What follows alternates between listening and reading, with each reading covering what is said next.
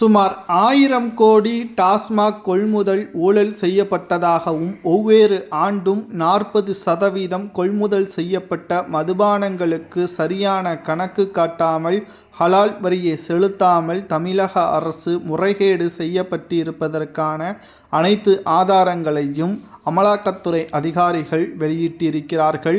இது இந்தியாவிலேயே மிகப்பெரிய ஒரு ஊழலாக பார்க்கப்படுகிறது.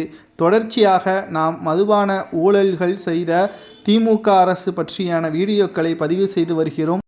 விஞ்ஞான ஊழலை செந்தில் பாலாஜி ஸ்டாலின் அவர்களிடம் இருந்து கற்றுக்கொண்டாரா அல்லது கலைஞரிடம் இருந்து கற்றுக்கொண்டாரா என்பது தெரியவில்லை. ஆனால் தற்பொழுது அமலாக்கத்துறை அதிகாரிகளை ஆச்சரியப்படும் விதமாக 3 நாட்கள் நடைபெற்ற இந்த சோதனையின் முடிவில் 1000 கோடி, அதாவது ஒரு மதுபானங்களை கொள்முதல் செய்யக்கூடிய 100%த்தில் 40% கணக்கு காட்டப்படாமல் இருப்பதாகவும், இதன் மூலம் யாருக்கெல்லாம் இந்த தொகை பகிர்ந்தளிக்கப்பட்டுள்ளது என்பதை முழுமையாக விசாரணை நடத்தப்பட்டு வருவதாக தகவல்கள் தெரிய வருகிறது.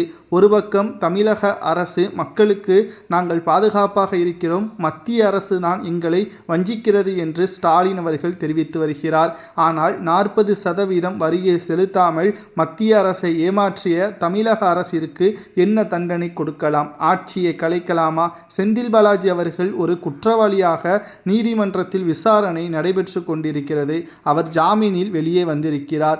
அவருக்கு 2 நாளில் அவசரமாக ஏன் அமைச்சர் பதவியை கொடுக்க வேண்டும்? அப்படியே கொடுத்தாலும் அதே இலாக்காவை அவருக்கு கொடுத்து மீண்டும் அதே தவறு செய்யக்கூடிய வகையில்தான் ஸ்டாலின் அவர்கள், அதாவது தமிழக முதல்வர் ஸ்டாலின் அவர்கள் உத்தரவை பிறப்பித்திருக்கிறார்.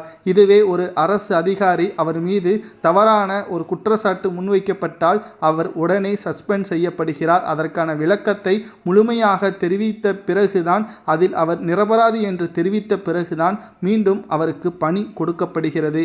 ஆனால் அமைச்சராக இருக்கக்கூடியவர்களுக்கோ எம்எல்ஏவாக இருக்கக்கூடியவர்களுக்கோ ஏன் இது பொருந்தாதா என்ற கேள்வியை தான் நாம் கேட்கக்கூடிய வகையில் அமைந்திருக்கிறோம்.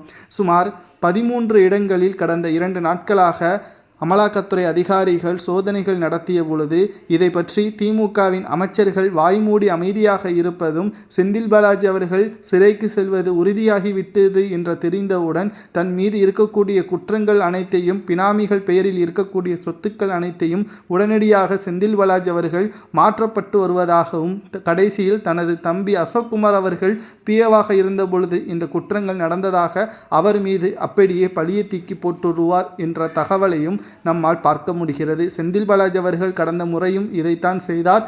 ஆனால் செந்தில் பாலாஜியின் தம்பி அசோக்குமார் எங்கே இருக்கிறார் என்றுதான் தெரியவில்லை.